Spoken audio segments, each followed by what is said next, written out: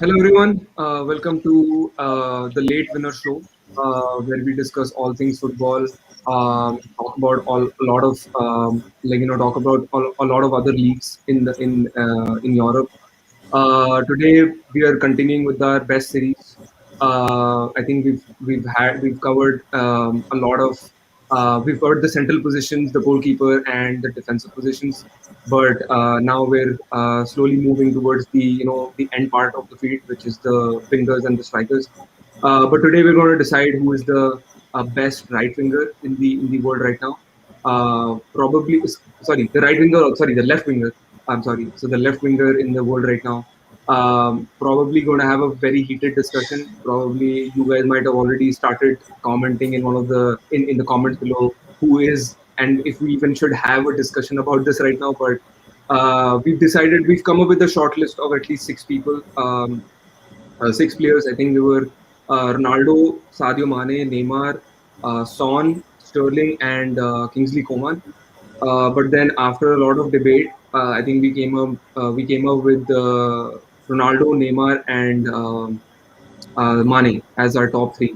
So probably people think Ronaldo is probably the greatest player of all time, and he is the best left winger in the world right now. Some people think Mane, and probably a lot of Brazilians think like, and probably Paris fans think like Neymar is probably the best winger in the world. I can see already a couple of faces who are like, we shouldn't be even having Neymar in the discussion, but I think he deserves his spot in the top three in the world right now. But let's start with our ex Manchester United player Ronaldo, and I'll probably start with Kshitij.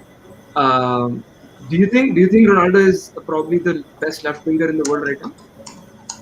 He's definitely the best left winger, one of the best left wingers that has ever graced the football arena, a footballing world. Like the competition between him and Messi has brought football up to a level that we never expected could have occurred. Like Cristiano Ronaldo, ever since his start with Sporting, then he came to Manchester United for a long stint, We became do one of not the want a history lesson on Ronaldo. Please talk about the last 5 years. We do not want a history lesson. Please I'm building up to stick it. to the last 5 years. This is like everything is a part of story. You have to No, explain everything to them. this is Everybody knows the no. whole story. We don't have that much time. No, We don't have everybody, world league. So everybody knows the whole story. if you want to talk about the last 5 years, I think Juventus and the last couple of years for Real Madrid. That is the discussion that we want to have, right? Yes. Every year he has been scoring more than 20 goals. With his age, like he's almost 36 at this point, if I'm not wrong, Yeah. and with his age, with the kind of position that he plays, like as a 36-year-old player playing on a left wing where you have to dribble past players, where you have to take on players, beat them, and actually create space or take on shots. Like for a 36-year-old to be on the top of his game, that in itself like says how great a player he has been. Like he has had seasons where he has scored more than 35 goals in a particular season. We know Spanish league is not the most exciting and not the most uh, like uh, competitive league in the world, but still winning four Champions Leagues, like three back-to-back Champions Leagues, like that is a very huge accomplishment for Cristiano Ronaldo, which is why he's like not only one of the best left wingers in the world, he's one of the best players in the world. I can make a case for Neymar to not be here because I think his hype is one of the biggest reasons he is still considered one of the best players in the world, but he has never reached his potential. But Cristiano Ronaldo, from the day he stepped onto the football pitch, he has been only about one thing. He is only about becoming the finished article. When he came to Real Madrid, he became that finished article, and everything that he does, the world sees, and they are left with a feeling of awe because he's that great of a player. Yeah, and I think when I remember I was just when I was going through the research, I just found out an interview where Ronaldo was asked when I think he was in the Real Madrid first or second season. He was asked who do you think is the best player right now? He said I am, Hmm. and he proves it. I mean, there are a lot of players who are boastful or who don't have that kind of humility. People say that he's kind of an attitude issue, but if you can back it up with the performances, I think he has the right to call himself the best player because throughout the stats, and I mean, for Ronaldo, even just dishing out the stats would be an uh, what is would be an embarrassment for him because the world knows how brilliant. Everybody knows him. Everybody has seen him play. Even non-football fans have seen him play, and they think that I have never seen any footballer play like this. His aerial reach, his jumping, his pace, his trickery, his nimble footing with the football, and of course the leadership qualities that he has gained throughout the years. I think all those things sum up his entire 5 year career with Real Madrid and Juventus. And I think, I mean, for me, I think Ronaldo edges out Sadio Mane, but that does not mean that Sadio Mane has not been influential at all. I mean, probably again, I would come back because in a league he plays, and when he came to Liverpool, the state of turmoil that Liverpool was, and how important he was for Liverpool, and even prior to that, he was brilliant with Southampton, which actually he made a of himself with Southampton, which made him come to Liverpool. I still remember a lot of even our producer was a bit skeptical about Sadio Mane coming to Liverpool, but I think the physicality of Sadio Mane actually trumps out a lot of the left wingers. And I think the pace he has and the relentless attitude of getting into the right box, right, in that right position, because we have seen Liverpool play and the kind of false line strategy that Klopp allows to, and it also gives a lot of boost to Sadio Mane because he is a clinical finisher, first of all. And I think for that as well, and also if I just talk about the stats, like in the 5 seasons of Liverpool, he had like played 162 matches and he has scored 74 goals as a left winger.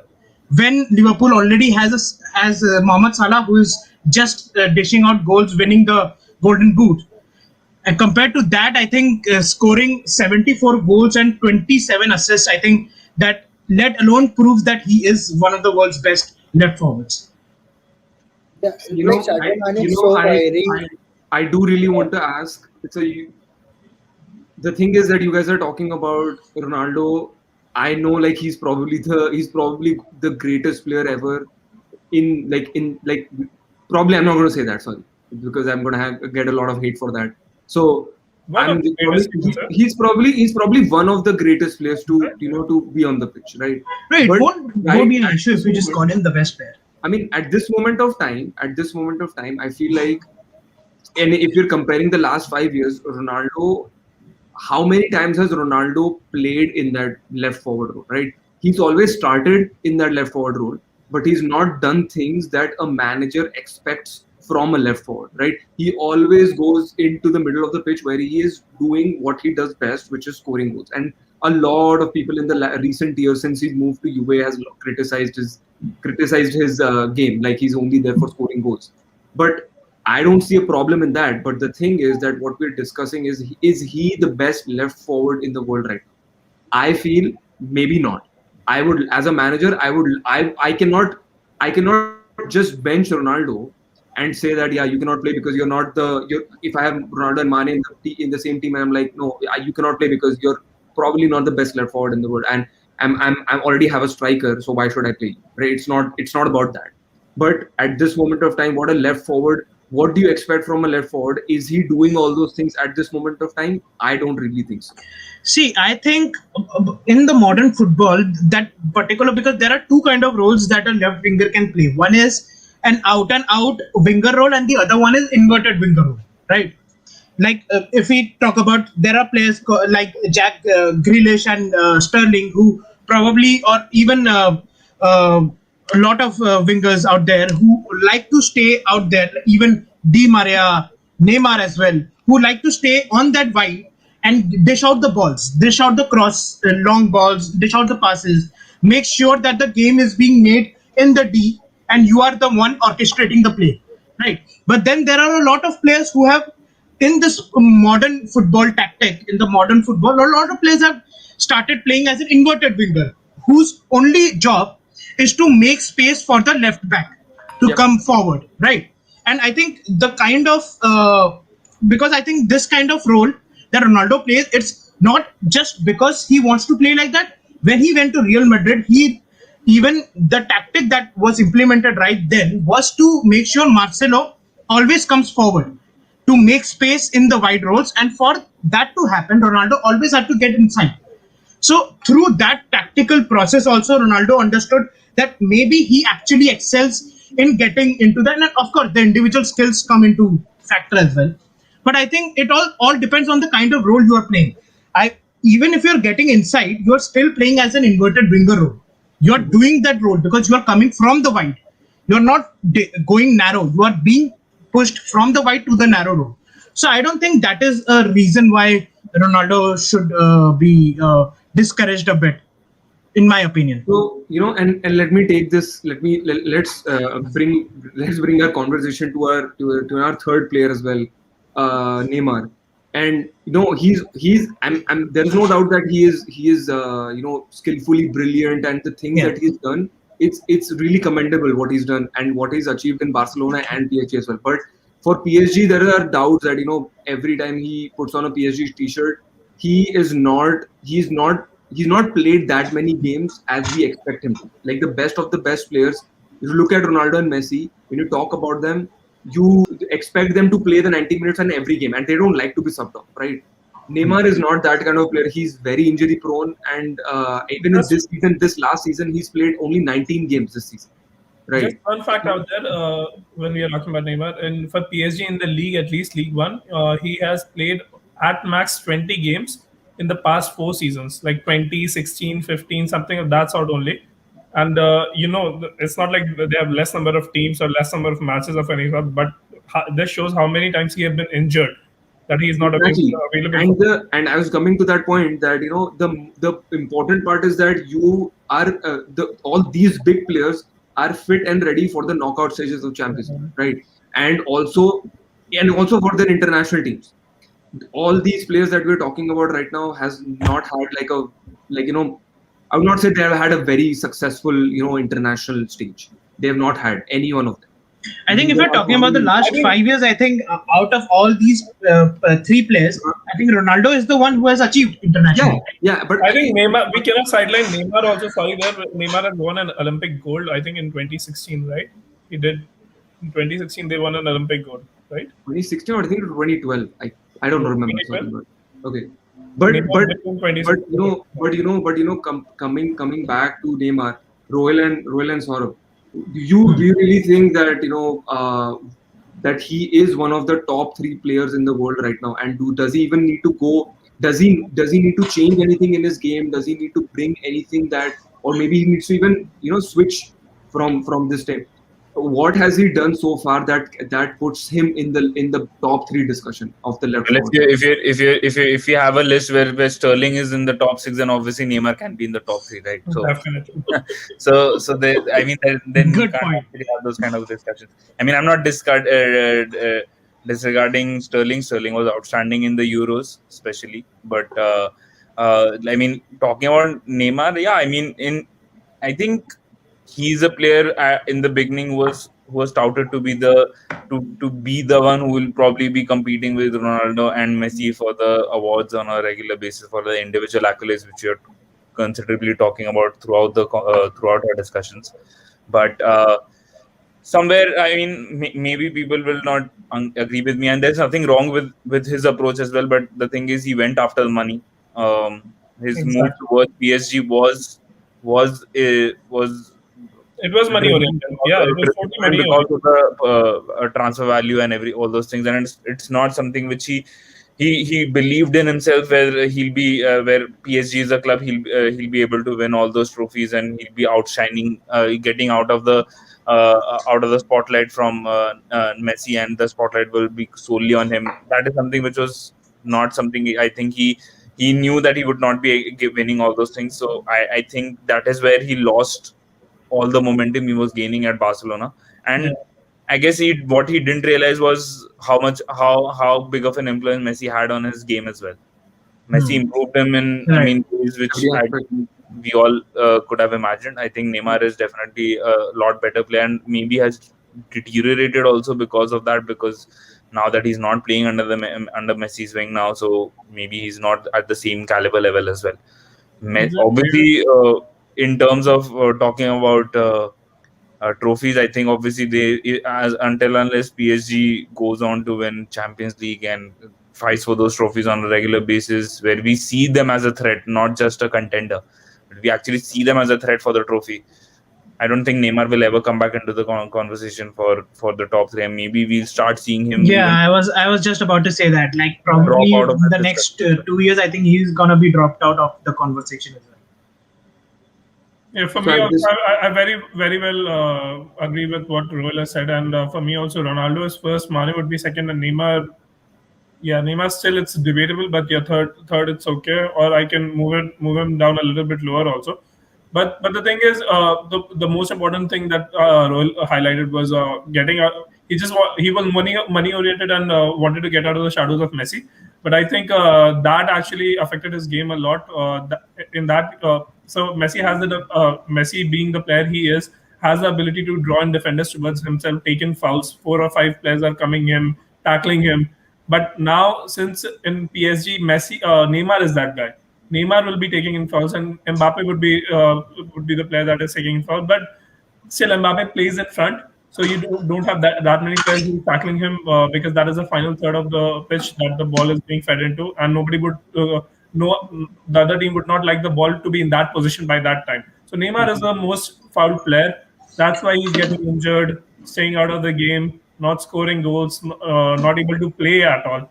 Not at all, but yeah, very less. Yeah, So I think his work ethic and the work rate is not up to the marks compared to the other two players. yeah, I think it's just that Neymar would have been a good player. He would have been even a contender for the Ballon d'Or also every Yeah, year if he would have if he would have been in Barcelona. I don't see right. him being a contender until unless he has won PSG Champions League contender for Ballon d'Or until unless he has won a Champions League for PSG. I don't see him being a contender. but Like, even and but when you're talking about and we're talking about the impact on the team, right? Does Neymar have a lot more? And I'm not going to take this discussion because obviously everything revolves around Ronaldo. But in terms of Neymar and Mane, what kind of an impact they possess? Does Neymar have a greater impact on their teams, or does Mane have a lot more impact on Liverpool? Because I also know that for a fact that Mane, yes, he is a great player, but does he have a lot more impact than maybe than even Salah I, in that I, position? I think he does. Sorry to interrupt there, but I think he does.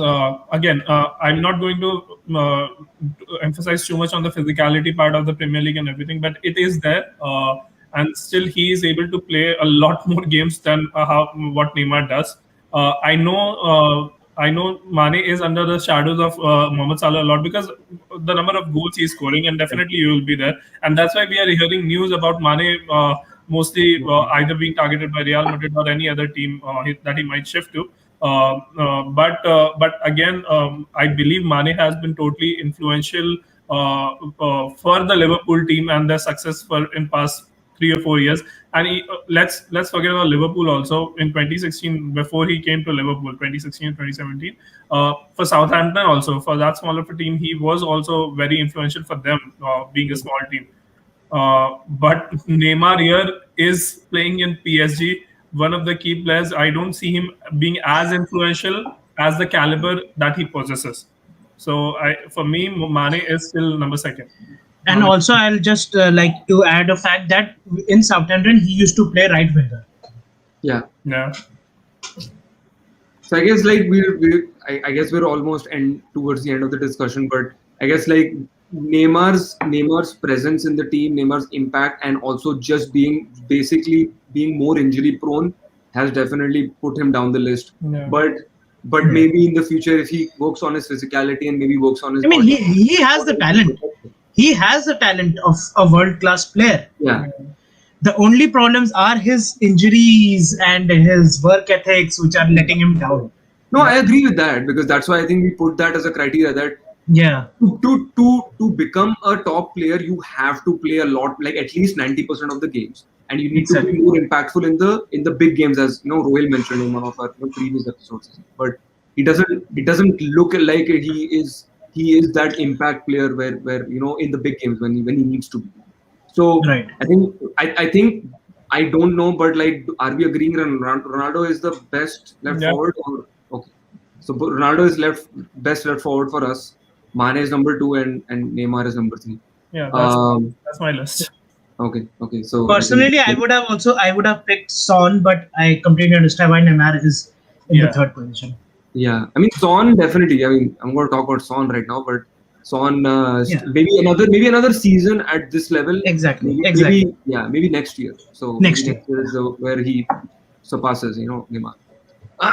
But thank you guys for joining again. It's good discussion between for the left forwards. Now we move the discussion to right forwards in the next week. And thank you so much for joining. Do not forget to like, share, and subscribe to our channel. Give us those thumbs up if you like the video. Let us know who you think, according to you, is the best left forward, or even if we miss someone, or you think that there should be included in the top 6 at least. Do let us know in the comments below, and follow us on Instagram and Twitter as well for some more exciting news that's going to come up in the future. That's all from our side. Thank you.